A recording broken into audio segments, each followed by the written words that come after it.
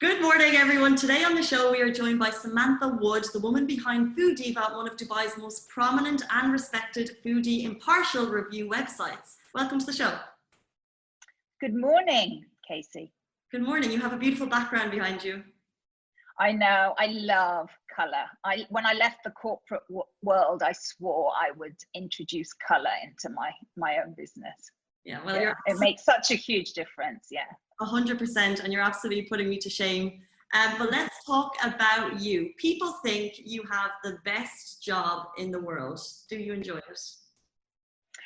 I do, and it's 9 years in to Foodiva. So yes, I don't think I'd be sitting here now, especially after or in the midst of this crisis that we're facing, if I didn't enjoy it.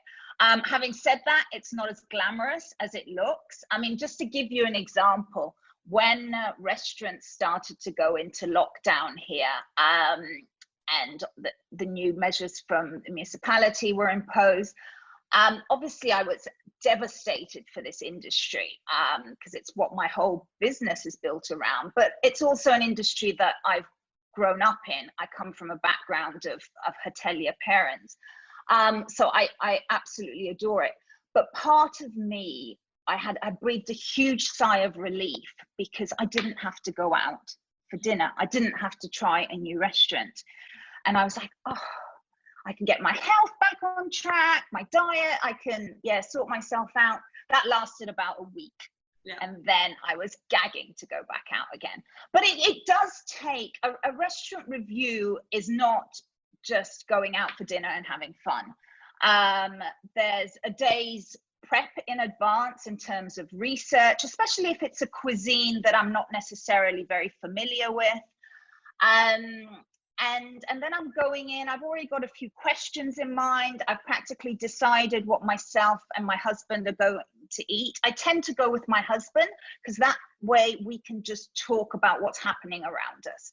If I go with a friend that I haven't seen for a while, there's other conversations that dip in and that's distracting.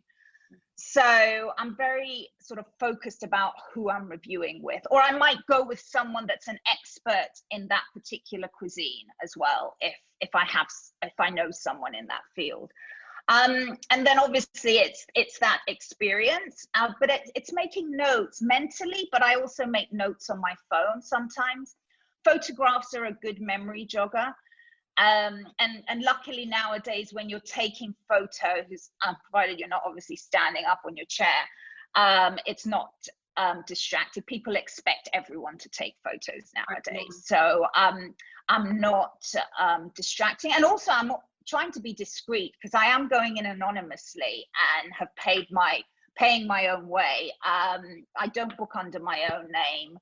So that even sometimes if I am recognized, it might not always be at the beginning, it might be later on. And I also have guest reviewers that go in as well and review for Foodiva. But talking about going in anonymously, this is something I was going to get to later, but you touched on it there. Your face is recognizable. You've been in the industry since 2011. How do you ensure you're getting that authentic experience when people kind of know who you are in Dubai now? Kind of, I mean, they do. You're a restaurant foodie critic that people know. So Foodiva is very much based, as you said, on impartial restaurant reviews. Now, when I first started, despite the fact I've actually lived here now for 21 years and I've worked in this industry, so I have a very strong network here. But despite that, when I first started, I wasn't being recognized. But a few years in, due to the publicity and the promotion, I come from a PR background. So I made a decision early on that I would not be an anonymous reviewer. I would attach a name to it. I wouldn't necessarily actively promote it at the time, but I wouldn't hide away from it. But as it grew, I was being recognized. So that's when I made a call to take on and bring on a bank of guest reviewers. At the same time, there were a lot of new openings. Dubai's F&B scene was growing at the time, and I couldn't personally keep up with it at the time, even if I ate out regularly. I wouldn't be able to keep up with it. So there were two reasons for that. So now, essentially, what happens now, Foodiva is very much based on new restaurant openings. Obviously, we've not had many over the last few months, given the crisis, which is a good thing as well, because it gives a chance of survival to everyone else. But I will make a call. I do a lot of research. I tend to know what's happening in town anyway. I will know who the chef is. I will know who the front of house manager is.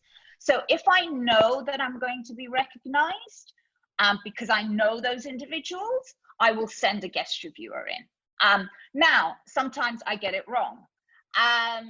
So I might go in thinking I'm not going to be recognized, but then there's someone there, perhaps another waiter that's come from another restaurant, and I am recognized. Now, it depends, provided I'm allowed to pay that bill. And I make it very clear, please do not comp it, because sometimes they do try and comp it. I said, if you comp it, I'm not going to be able to write anything. You're wasting my time and you're wasting yours. You don't take comp reviews. I do not accept invitations in return for reviews. That's my editorial policy. It's on my website. And that's my biggest bugbearer here, because still 9 years in, I still have PRs pitching to me, inviting me. It's the way it's done. It's what they expect free meal, and then they expect coverage. So it's up to you to explain to them. Yes. Yeah. So when it comes to, if I am recognized, and it depends. If it's at the end, it doesn't affect the dining experience, because it's at the end. You've experienced it. You're paying the bill. You're suddenly recognized. If it's early on, it can affect it, but sometimes it's for the worse, actually, because they get nervous. Really? So the service suddenly becomes intrusive, and they start sending out extra dishes, and it becomes a little bit disruptive. So it doesn't necessarily enhance the experience. Sometimes it does, sometimes it doesn't, but I will declare that in the review, and I will make it very clear that I was recognized. Okay. And as I said, sometimes it does. Sometimes I go into a restaurant thinking, okay, let me just play it by ear. I might be recognized, and then if so, I won't run the review. But I'm not, and then I can run it. So it's interesting, yeah. Okay. And tell us, for anyone who needs a little background of Foodiva, can you just tell us how it came about and what it stands for now? Sure.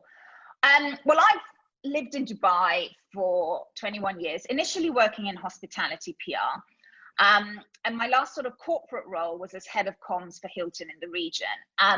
Now, my parents, I'm Greek Cypriot British, were hoteliers, so understanding a good dining experience, it was something that was ingrained in me from an early age. And then I decided to leave that corporate world to travel for a few months.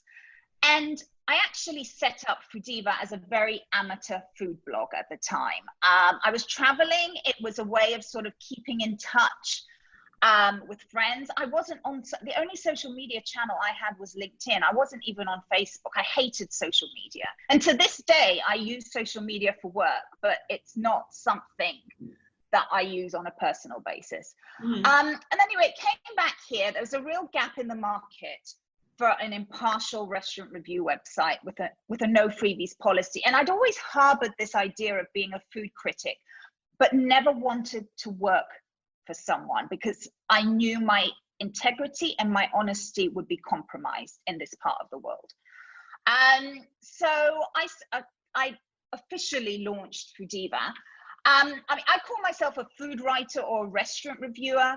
I'm a member of the UK-based Guild of Food Writers. I also organize dining experiences for consumers and corporates. And I also offer PR consultancy, which was very much my bread and butter before Foodiva. So I have a lot of different hats and disguises. And my business model almost changes every year, as it is going to now, given the crisis.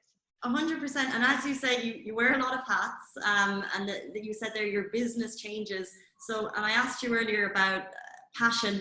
How do you find the fine line of your love of food and impartial reviews, while also you're getting a lot of messages from PRs all the time. There may not be money on the table, but there may be a free meal. How do you balance between your business and your passion? How does that work? Okay, so my passion is restaurants and reviewing restaurants, and that, as I said earlier, is a strict editorial policy. No freebies, pay the bill. So that's the content, and that obviously takes a lot of time to build. Yeah. But I've always stood by that. No one can buy that. Now, having said that, right from day one, there was a business model attached to it. It didn't earn, unlike a lot of businesses, online businesses, it didn't earn much in the early days. But Foodiva earns revenue through advertising, through sponsorship, through the dining experience is another commercial aspect of my business, and sort of event sponsorship, and as I said, the PR consultancy. So that there are other revenue streams that come in, and I'm always very careful that anything I take on, there's no conflict of interest with my restaurant reviews, whether it's myself or my guest reviewers as well. Okay, and right now, did I read that you guys are taking a back seat from reviews in a post-COVID climate? Can you tell me a little bit about that and how that works for Foodiva and Sure. reinstate reviews? Sure, it's an interim policy. So middle of June, once restaurants started to reopen, it was something that I'd been thinking about anyhow, once the pandemic and the lockdown kicked in. But I decided to temporarily halt restaurant reviews.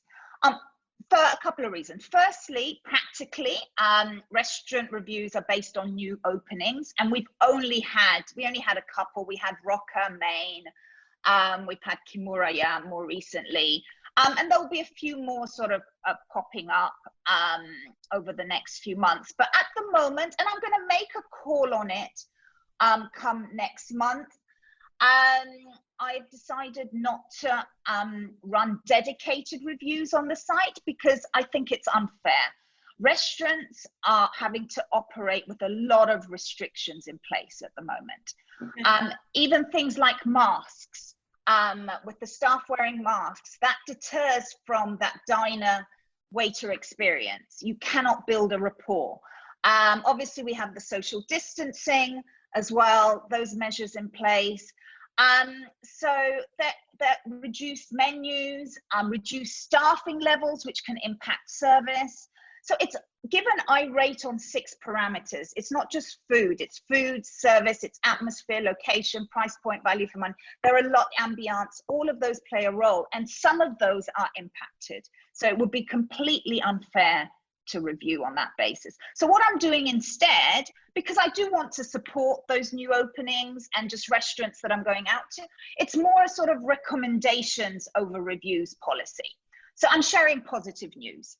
And I've made a call that there will be nothing negative that is shared. If I have a negative experience, I will give private feedback in the meantime. Just for their own development. That's great to hear. Like it's great to get kind of the inside of why you're doing it directly from you. But I want to talk about food. I want to talk about the great, the bad, the ugly, whatever it might be. Can you tell me one review that has stood out for you? Gosh, I've had lots actually. I'm but sure. like with any media channel, I think bad news makes headlines. I mean, you as Lovin will testify to that. And unfortunately, negative reviews get more traction and create controversy. Now, I've had a couple of those. The first one was in 2012, and that went viral, even with UK and Italian newspapers picking up on it. It was an Italian restaurant here. And then there was another one that you've covered in 2018. I mean, all I really want to say is that food is subjective. So I am going in, and actually the more recent one, the 2018 one, was reviewed by a guest reviewer, not myself. I obviously take responsibility for it because it sits on my website. But it's clearly an opinion that is neither right or wrong. But our reviews are always backed up with the good rationale, and I think that makes for an informed opinion. So as one of my favorite UK restaurant critics, Jay Rayner, I love all the UK critics, but particularly love Jay Rayner because he can get away with saying a lot of things that I would never get away with saying here. But he said, he's famously, and he uses this quite regularly, says, there are much worse jobs than writing for a living, just as there are much worse jobs than cooking for a living. But if we're charging good money for a product that is essentially an expression of our ego, the customer has the right to say what they think or if they find fault. And so while I appreciate chefs spend hours perfecting a dish, and I have huge respect for that, so do we with our reviews. And on average, a review takes 2 days to research, to write, to upload, and that's without actually eating out. This is the thing, like what goes into reviews, and for reviews that I love to read, it's the whole story. It's, for me, I would never call myself a foodie because I know I'm not one, but I love food and I love restaurants and I love reading reviews, but I'm nearly reading them for the story behind them. And I remember I just googled his name to be sure, but it's Pete Wells, the New York Times food reviewer. Yes. Yeah. He wrote a negative review about a steakhouse, and he actually said it was a steakhouse, a famed steakhouse for 20 years or however long it might be. And he said before it went to press, he nearly hid or whatever. He had to write a summary after to explain his review. He basically said the restaurant wasn't up to par, and he just, it's not worth the money anymore, whatever it might be. But the reviewer can get into so much trouble because, like you said, it's subjective if people don't agree. So it's nearly must be scary for you to want to give your honest opinion, but at the same time know that a lot of people are going to debate it. Yeah, of course it is. And I took a lot of advice. I have a lawyer when I first started this out. Now, provided you are constructive, and that is something that's in any review that I write. There are strict guidelines for my guest reviewers. I obviously review those restaurant reviews before they go live, and I will make stylistic changes. I will never make any factual changes because obviously I wasn't there on the night. But especially when it comes to the more negative reviews, we take extra care on that. But as long as you're constructive and you're not naming certain people, and you're giving reasons. If a chocolate fondant, if you don't like it, you have to explain why you don't like it or why it doesn't work. And if it's just a personal thing, then make it clear that it's a personal dislike of a particular ingredient. And then that won't impact the rating anyway, because you're rating on technique, and not necessarily whether you like mangoes or not, for instance. And anyhow, you probably wouldn't order it if you didn't like it. It is very constructive, and I do take a risk. But that's how I've been able to build that following because of that impartiality. And actually, bizarrely, a lot of people will disagree with me, but I can only go to sleep at night knowing I have told a true story. I cannot, it would worry me. And I've never done it, but I know I just couldn't do it. I couldn't publish a review that painted a glossy picture of a disappointing dining experience. It would never happen. But that's exactly what people appreciate in a good food review, is that they explain how they found their experience. But you mentioned about constructive for the restaurants, and on your website it says something about for restaurants to take note. If there's a scathing review, can a restaurant redeem itself in some way? If you only write reviews on newer restaurants, is there a way that a restaurant can redeem itself in your eyes? Of course, I've always, and I have that in my editorial policy, I actually encourage restaurants to actually respond and to take that feedback on board. Now, they can choose to do that publicly. I mean, in the past, people always used to leave comments on the actual review on the website. Nowadays, it tends to be led through Instagram or Facebook or whatever social channel is more popular for that particular review. But I do encourage restaurants to actually respond to it.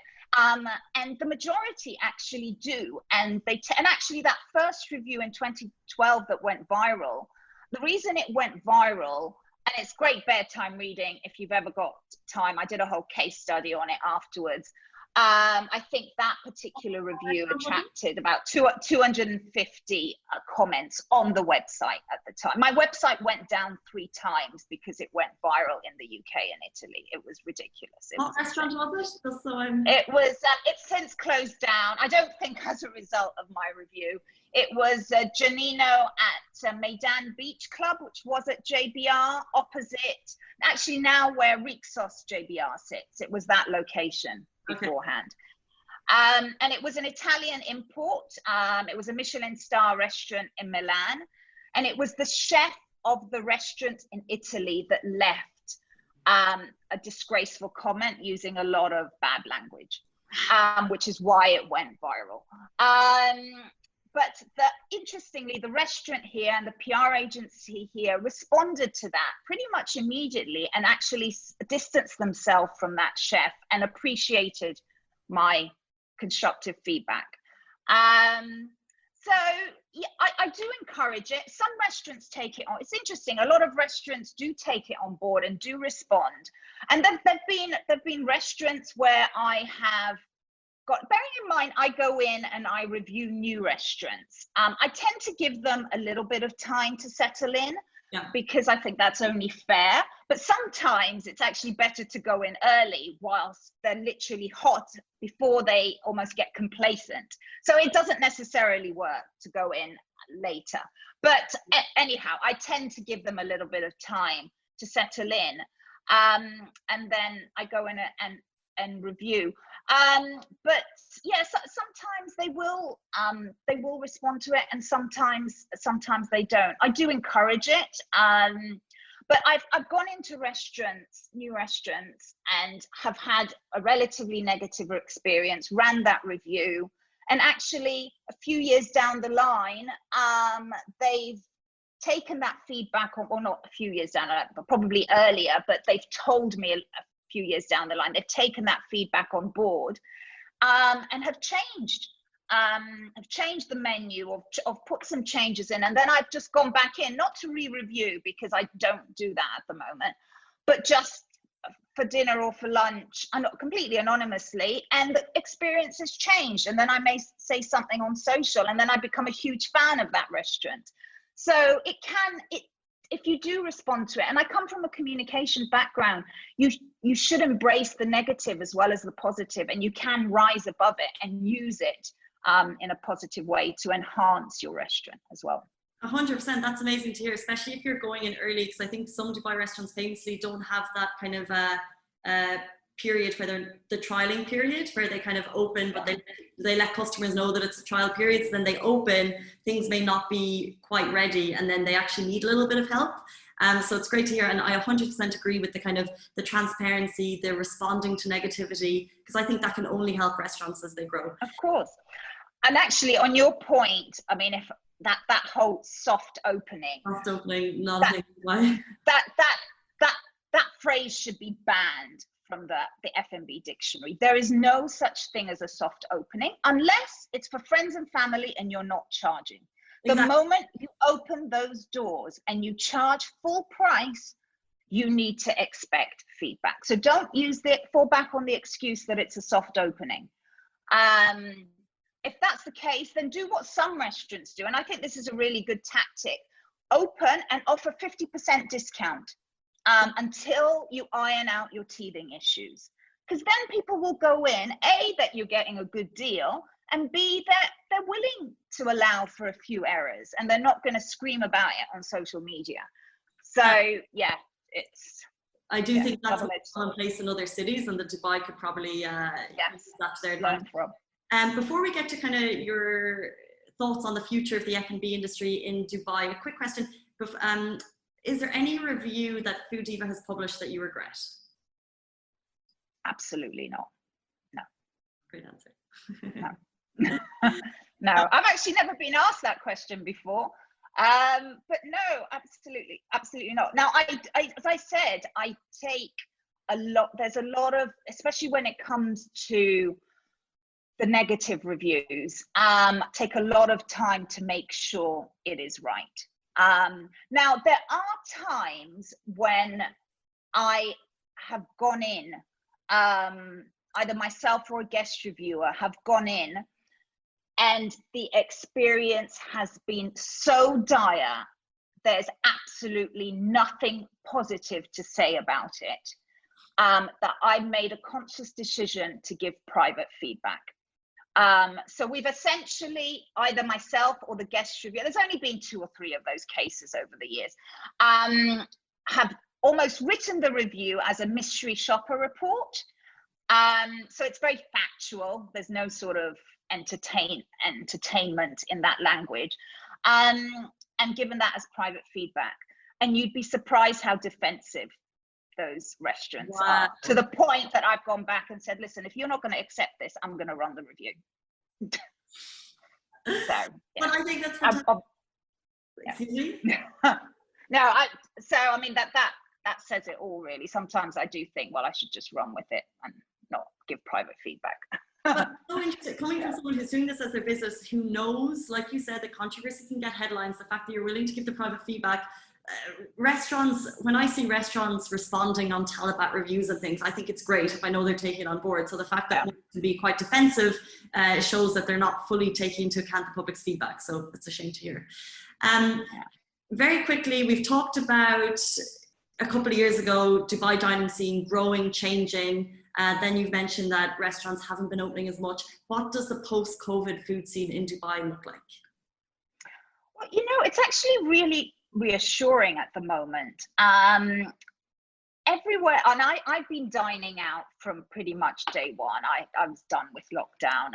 After a week, I said I was ready to kind of go out again.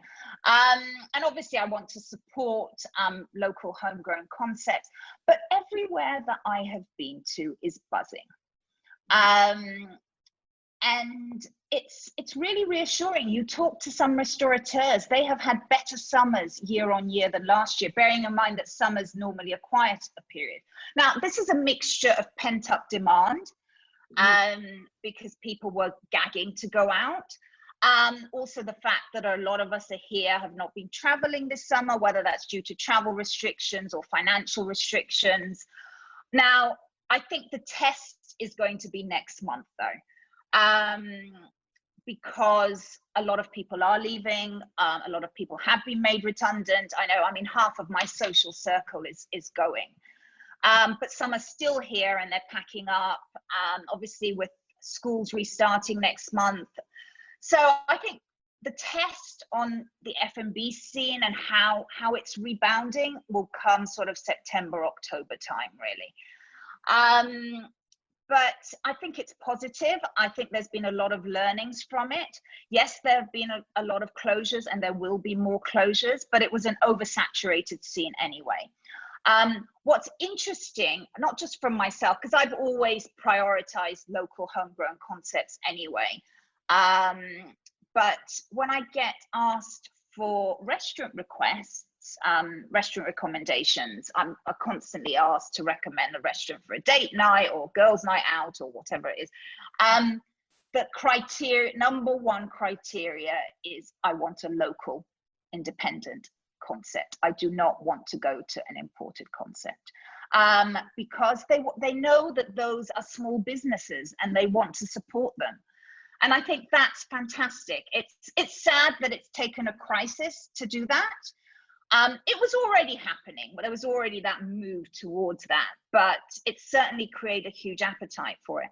And I've actually realized that, not consciously, but I haven't entered a hotel since the crisis, because all the restaurants I'm choosing are independents. Now, in all fairness, some are operated out of hotels. And I think in one case, I've gone through a hotel lobby to go to a car park to get to a restaurant. But that was just because that was the only entrance. But I've not entered a hotel lobby to go to a restaurant in a hotel. And that's interesting, isn't it? Because I think we're also moving away from restaurant dining, hotel restaurant dining as well. What restaurant is smashing it right now? What restaurant should we be going to eat at this weekend? Oh, that's like having to pick my favorite child, even though I haven't got children. I know. I can't do that.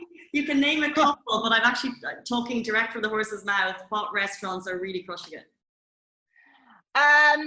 Okay, now in terms of openings, I mean, the two biggies are Roca and Maine, and they seem to Roca did open before the crisis and then had to close down, but I think they're very popular. I've tried to make a booking at I've been to both, but I tried to make another booking at Maine. Admittedly, I don't tend to book more than 2-3 days in advance. That's a lot of notice for me. I don't tend to plan that far ahead, and I couldn't get a booking. This was a few weeks ago, so I think it from what I hear, it's quietened down now. Mm-hmm.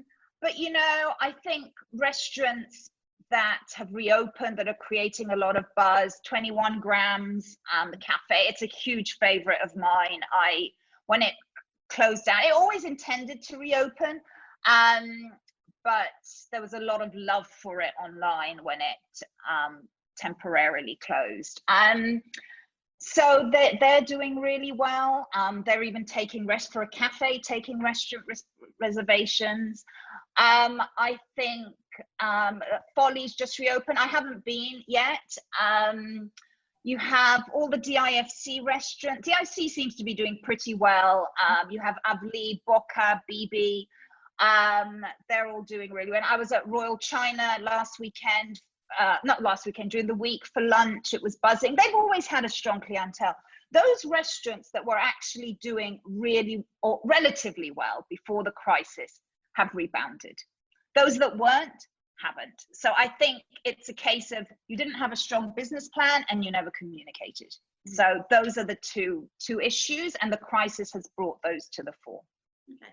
Guys, Mythos is also, Mythos. I'm half Greek, so I'm going to go for Greek restaurants, even if it's a little bit biased. Mythos, but a friend has been recommending it thoroughly, so I need to get there, and it's not far from us in JLT.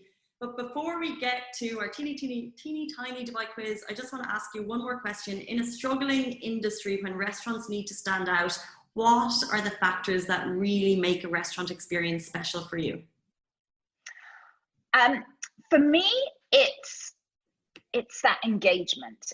It's the service that has me returning. Yes, the food has to be good, but the food doesn't have to wow me.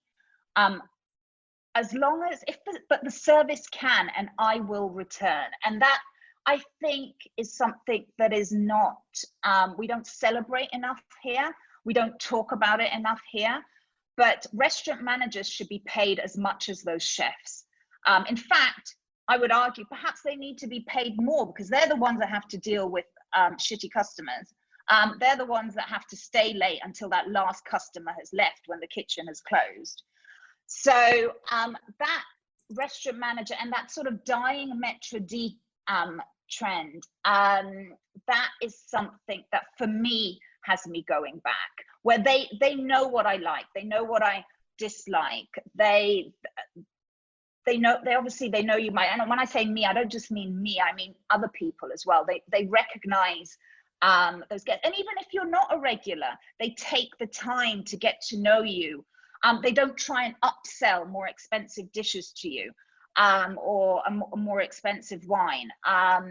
So I think that is how restaurants can differentiate. It's that sort of extra level of communication and engagement with the customer. 100%, and I think especially in Dubai, it can be quite noticeable. So in some restaurants, it's not there, and then in some restaurants, they're just on point. The service is so quick, and they're very comfortable and personalized, and I 100% agree. The one thing I always ask, and it's really, and this is where you can tell the good restaurants from the not so good, is when you say, okay, I'll give them a choice of 2 dishes on a main course menu, for instance, say which one. And genuinely, I can't decide between each one. It's not that I'm testing them. No. I am partly, but I genuinely can't decide. And I'll say, which one would you suggest? And some will say, oh, I don't know, because they've never eaten those dishes. And others will I want an opinion. I want you to have that personality and to be able to tell me, I think you should go for that one, because I've tried all the dishes on the menu, and they should. But that also goes back to training and management. And then give me that opinion. Amazing. Thank you so much for that. The next restaurant I go to, I'm also gonna not test. Let's see. But I ask the same questions, and sometimes you get an insightful answer and sometimes you don't. So it's great to think about it. Now we'll move on to the teeny tiny Dubai quiz with Samantha Wood, where she has 60 seconds to answer as many questions as you can about Dubai. Ooh. Some are current affairs, some are not. Have you seen the teeny tiny Dubai quiz? Do you feel prepared? No, actually, absolutely not. I didn't even know we were going down that route. Well, this is how we do it here. We have 60 seconds. We'll start. Are you ready? Sure. Okay, let's go. In which emirate would you find Emirates Palace? Abu Dhabi. Name one Gordon Ramsay restaurant in Dubai. A Bread Street Kitchen. Which star is performing the first socially distanced Bollywood concert at the Dubai World Trade Center this Friday? Oh gosh, I saw the headline, can't remember. Absolutely no idea. In which location would you find Ain Dubai? Oh, Blue Waters. What year did the Burj Khalifa open? It was oh gosh. 2010. Yeah. Oh. Famous chef is associated with Mix Dubai. Michelin star chef. Alain Ducasse, but I don't think he's associated anymore. What is the official language of Dubai? Arabic. Correct. We'll give you that. Is Alain Ducasse not associated with Mix anymore? I believe he's no longer. Yeah. It didn't. I mean, right from the beginning, the writing was on the wall, I think, with that one. Yeah. I interviewed him, actually. He's a lovely gentleman. It was through with his PR. His English isn't very good. My French is not fantastic. But yeah, I mean, huge respect for him as a chef, but I don't think that restaurant was the right fit for him. And I think he knew that. Yeah. One of the most celebrated Michelin star chefs in the world.